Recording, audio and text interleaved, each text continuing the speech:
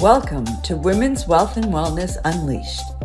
I'm Lori Falk, and together with my three powerhouse co-hosts and a slew of thought leaders and luminaries, we're bringing you a scintillating talk show style podcast that will disrupt the worlds of wealth and wellness as we know them today. We invite you to go on this journey with us as we offer you a paradigm shift that empowers you to change your approach to these key areas of your life. Join us and discover the truth that the future of wealth and wellness begins with you. Well, welcome back, everyone, to today's episode of Women's Wealth and Wellness Unleashed. And this one feels really timely. We're taking control of the calendar because we actually made a very deliberate decision this week to release this episode this week because this coming Saturday, March 8th, a few days from our release date, is International Women's Day 2025. It is March 8th every single year. And I'm kind of jumping in to that today because I have been kind of passionate about International Women's Day since I first learned about it, I don't know, a couple of decades ago. And I usually do something on whatever platform I'm on at the time about it to raise awareness. And I often find that a lot of people have never heard of it. So we are wanting to share about that. There's still a few days if you feel inspired by any of the topics that we're going to bring up today to learn more about this and get involved, because we want you to know that there are already structures and organizations in the world of women that are coming together around causes that we feel are really important. And International Women's Day, the main focus is about women's equality. And it's a global thing. So yeah, let me say that. It's about women's equality, largely in terms of, access to financial resources, but also addressing issues of reproductive rights, which, as we know, are under threat.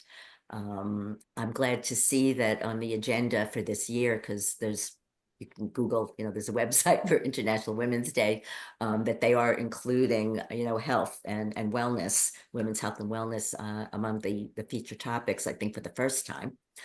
And so we're going to take the opportunity today to kind of explore some of this and bring some statistics to your attention and share some ideas about how we can take some steps. So I think, Leslie, you have done a little research. We were inspired when we realized that we got a chance to talk about International Women's Day.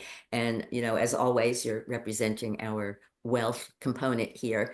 You came up with some rather troubling statistics about the state of the world with women's equality in terms of our access to wealth and resources. So seems to be a good time to share that with our audience. Absolutely, because I think, there is pushback in terms of why do we need to have, International Women's Day? Is it necessary in 2025 to have International Women's Day? It's probably more needed today than ever. And that might be a shock to a lot of people. So let me just recap a few little facts I read before I came on to the podcast earlier today. So we probably know that there is a gender pay gap, and globally, that's about 20%. That's a shocking statistic, but probably not so shocking because we often talk about the gender pay gap, but possibly a more shocking one. 60% of the most chronically hungry people are women and girls. And I think that in itself is something that shocked me when I read it. 150 million people would be taken out of poverty if female farmers were given access to equal resources. And again, I think that is shocking. And then I think that is why it is so important that we do have days like International Women's Day, so we can actually understand what is going on and what is not going on. Because I think when we look for example, at female founders getting finance for their businesses, it's a tiny percentage of women versus male founders getting funding for their businesses, even though women run businesses are more profitable than male run businesses. So why are we in 2025 in this position? It is shocking, girls, isn't it? It is shocking that we are in a situation where we would think we were further along the line than we actually are. So, what do we Yes. do? Well, even on the International Women's Day website, they have an interesting statistic. At the current rate of progress, it will take until 2158, which is roughly 5 generations from now, to reach full gender parity, according to data from the World Economic Forum. 5 generations, 100 years, 100 plus years. I mean, it's time to wake up and smell the roses and really put the pedal to the metal and make some changes that are going to make a difference in the world. Yeah, And absolutely. in the area of health and wellness, as we speak, just hours ago today, RFK was confirmed. And so I think we're going to see a lot of awareness around the whole area of health and wellness. And there's going to be more of an emphasis on healthcare than our former sick care system.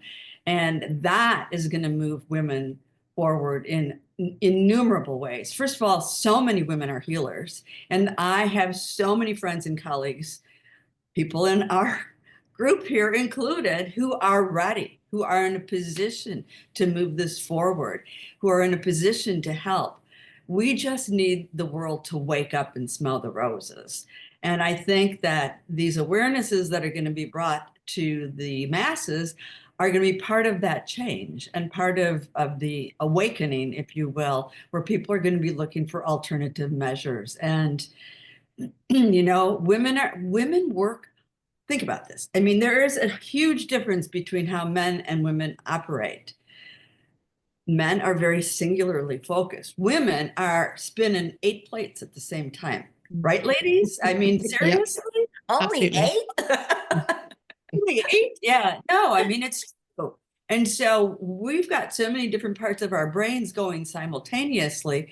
And I think it's just time for us to be revered for how amazing we are. How's that? Yeah. It is. And, you know, Leslie was sharing some statistics that were really sobering about the wealth gap. There's a huge gender gap in the what's called the healthcare system here in terms of women being represented in a lot of different ways. Jenny, I know you've been looking into some of that. I know we have some solutions to suggest a little bit later in the episode, but I wanted to kind of air some of the concerns first so that we have it all out there.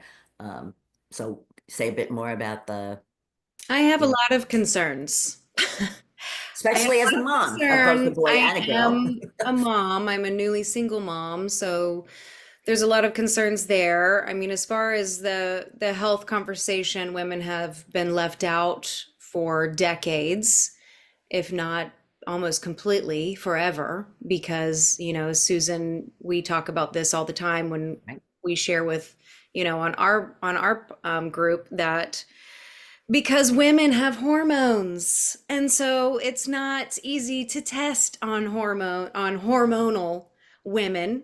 And so why not just view everything from a male perspective when it comes to, you know, medications and that kind of thing. So I mean, that has huge implications and has had huge implications on women's health over the years. But I think, you know, we always talk about health, and that's a huge topic. But I wanted to vent a little bit about, you know, the wealth aspect as well, because as a newly single mom, I am dealing with the system that is really set up for men, going through a divorce with children and dealing with the system and having, I am 100% of the provider at this point, as far as,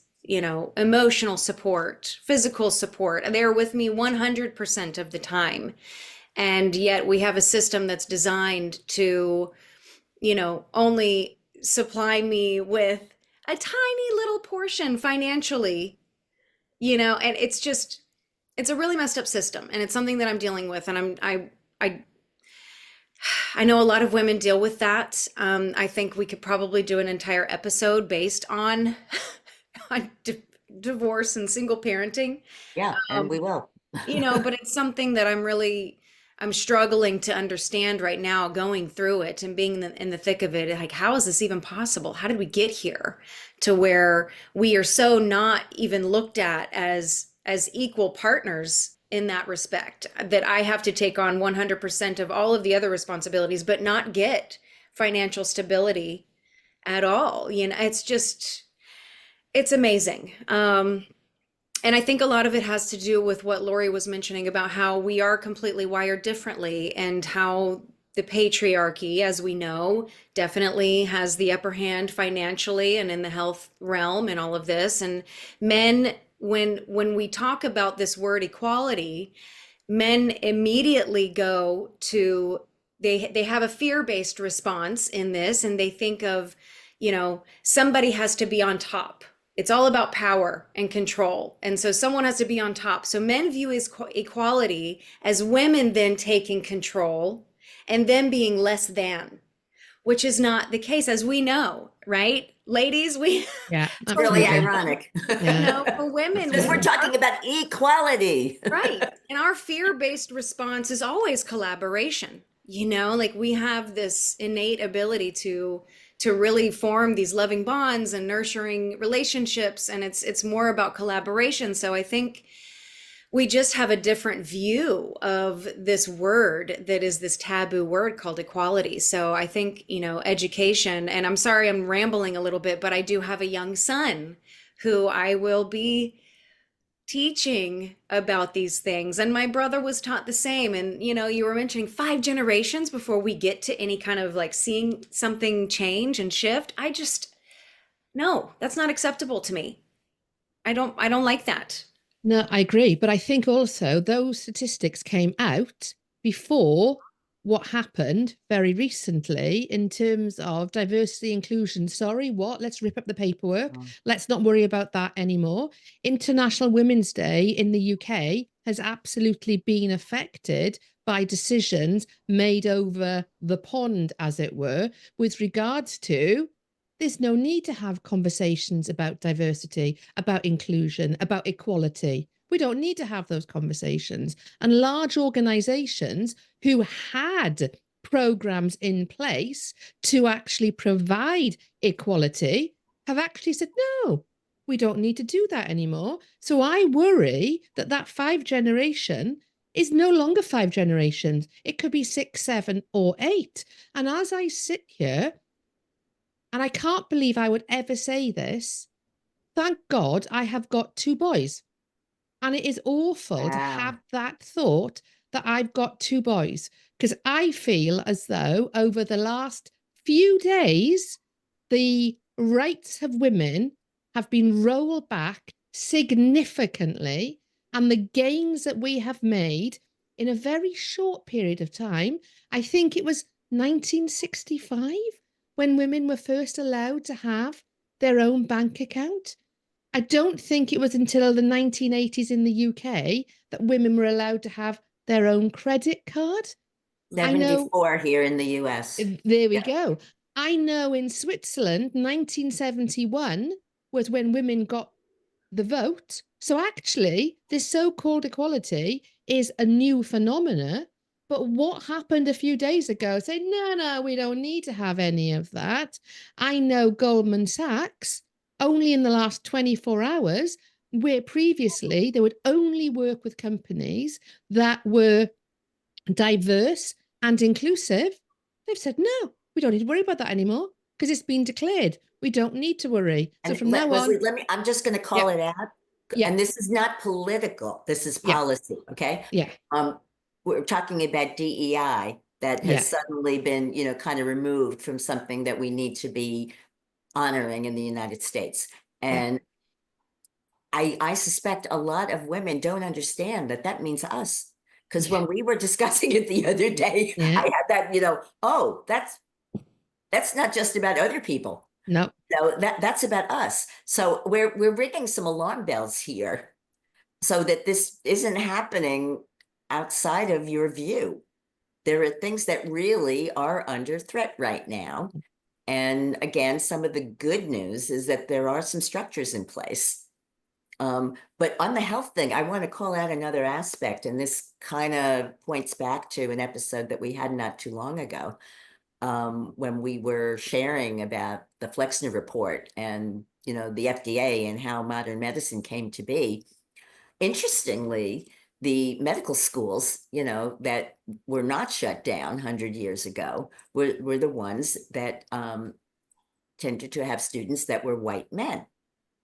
So, while there are women doctors, they're not nearly as well represented in the profession as men. And, in the world that I was born into, of course, the doctor was a man and the nurse was a woman. And still, when people are talking, if you say, oh, I went to the doctor, oh, well, what did he say? I mean, women say that to each other. mm, I told somebody, I told a female friend, I just completed some dental work. Oh, where was your, where is he located? No, it was a woman dentist. Didn't even occur to her to ask that. So part of the reason I'm mentioning this is men don't understand women's bodies. How can they? I had a friend who recently had surgery. She had a hysterectomy that a man didn't understand that there could be some good reason for holding on to those organs. That would be a last resort, where in this situation it wasn't a last resort. It was minimizing some risk that I know wasn't really there.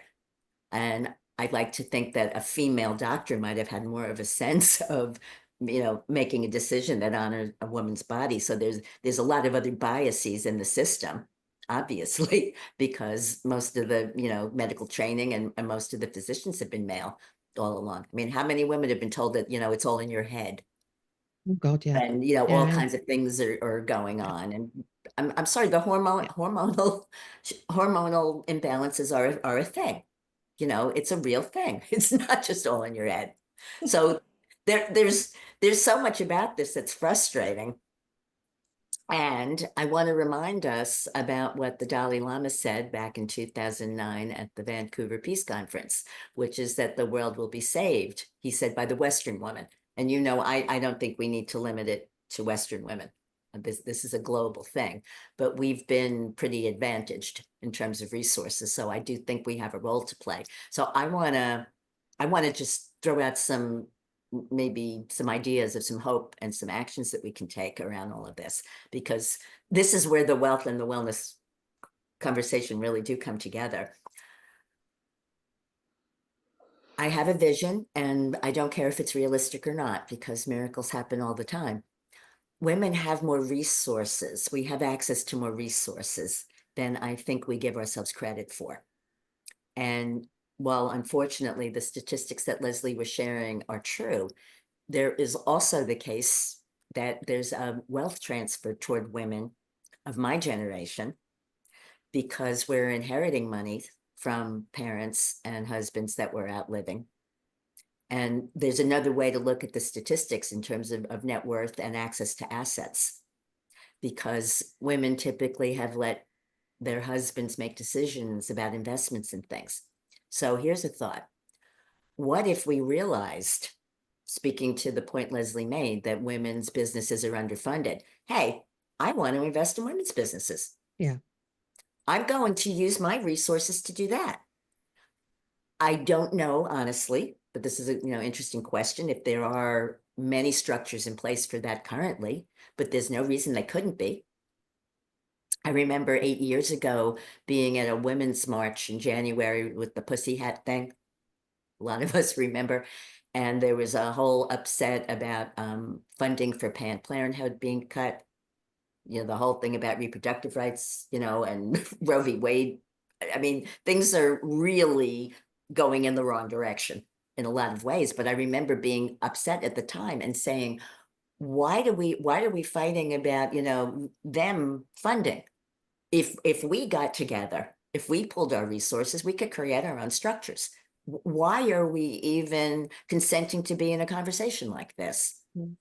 We have the power to boycott companies. We have the power to create some of our own structures. And one of the other things I wanted to mention, and it's, maybe a little bit solution oriented, when Leslie was referring to the, women farmers having lack of access to resources, there's something really easy that we can do. I want to mention about an organization that I know about. We can put the details in the show notes, of course.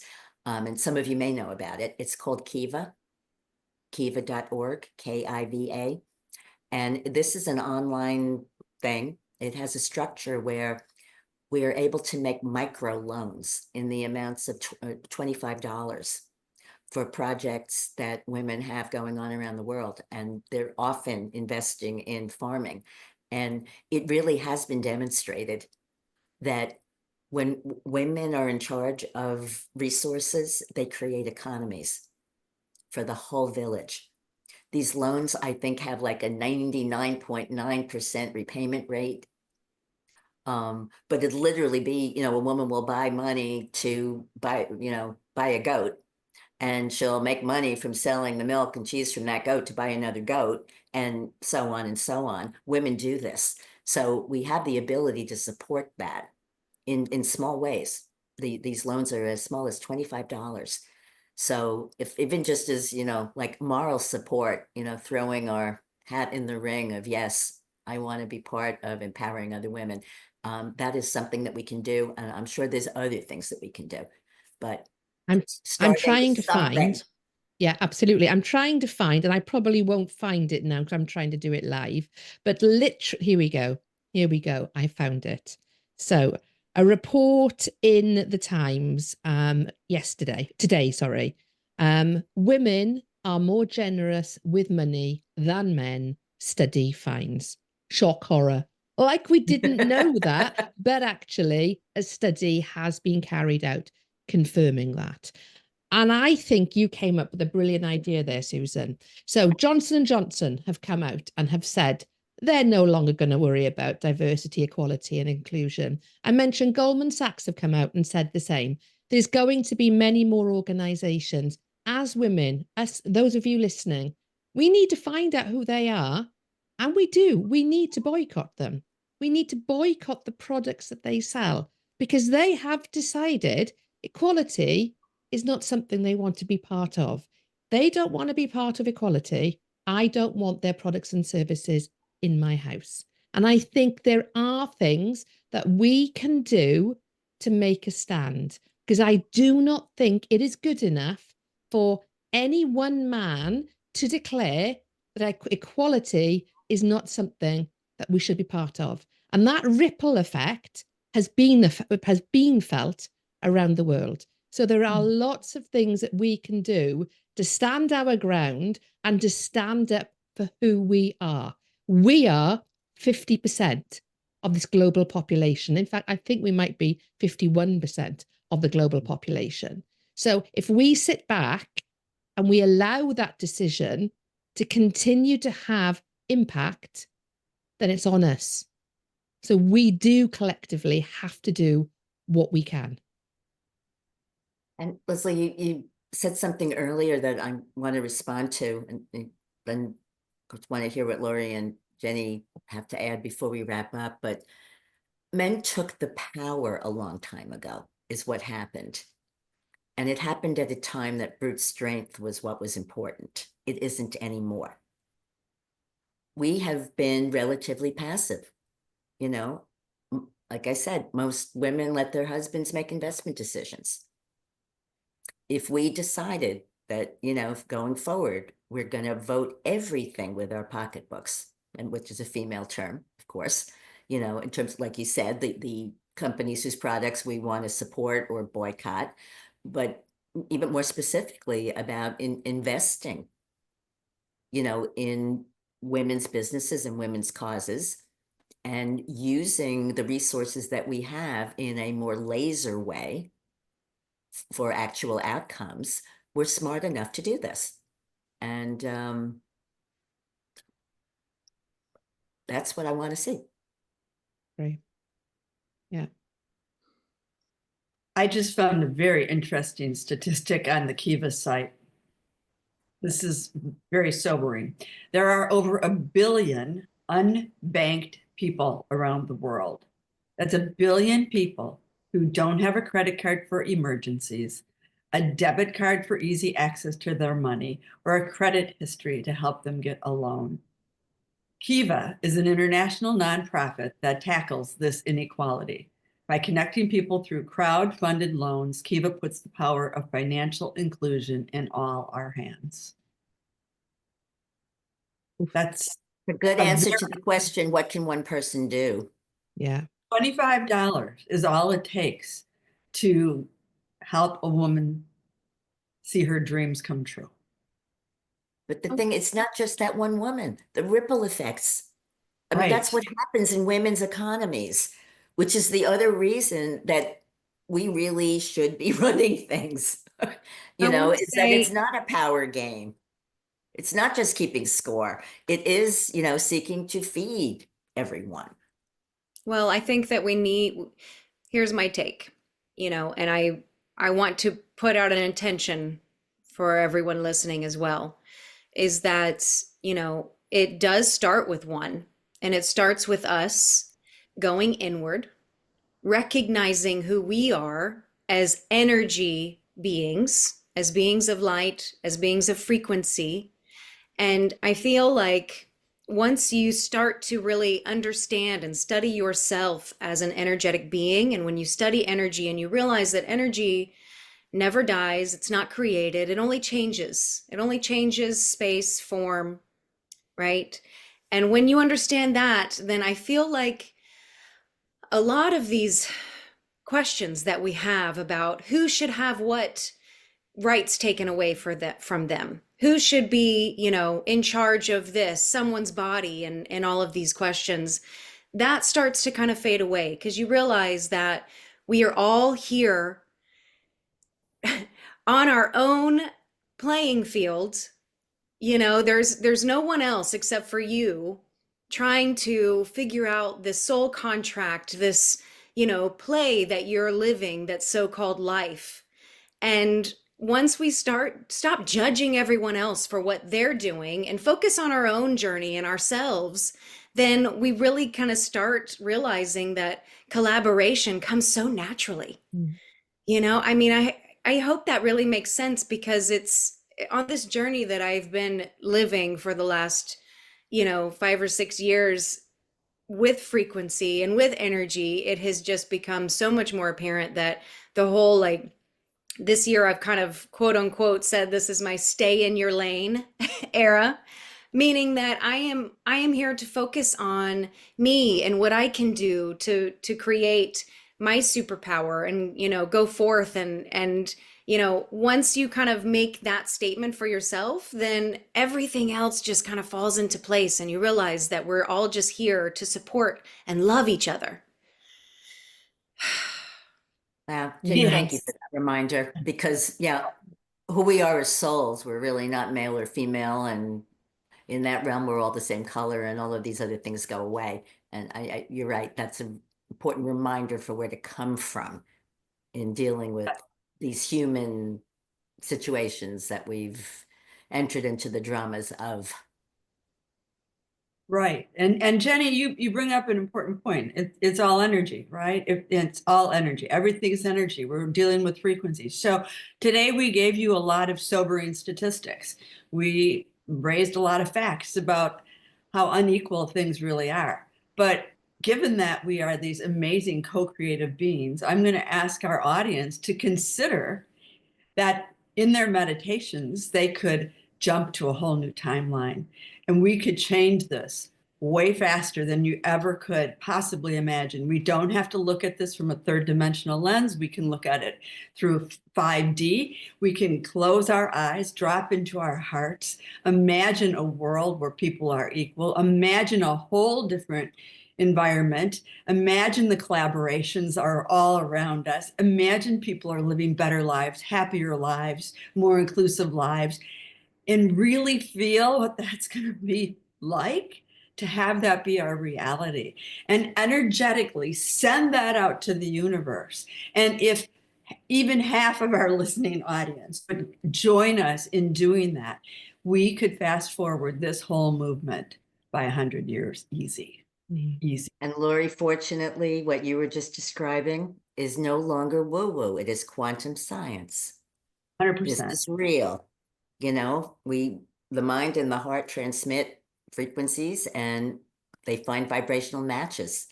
That's how the universe works. So I think that's a really great point to leave on, that we really, some of these concerns that we shared really ultimately are about empowerment. And as Jenny pointed out, that starts as personal empowerment.